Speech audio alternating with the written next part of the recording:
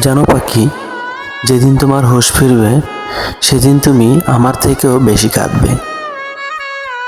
কারণ সেদিন তুমি বুঝবে আমি কিভাবে প্রতিটা দিন তোমার জন্য জ্বলে পড়ে নিঃশব্দে কাটিয়েছি।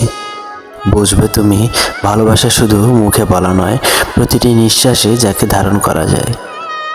আমি ছিলাম, আছি এবং হয়তো চিরকাল থাকতাম যদি তুমি একটুখানি ফিরে তাকাতে।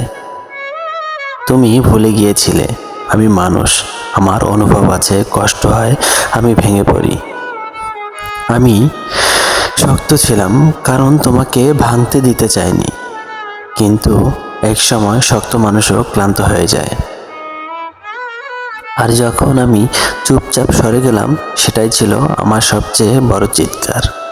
হয়তো এখন তুমি হাসছো, নিজের পথ চলছ, ভাবছো আমি তো হারিয়ে গেছি।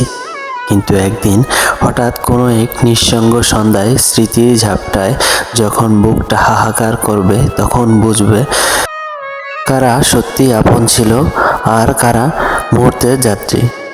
তখন তুমি আমার নাম নিতে সাহস পাবে না, কারণ তোমার চোখের জলে ভেসে যাবে আমার সেই নাম।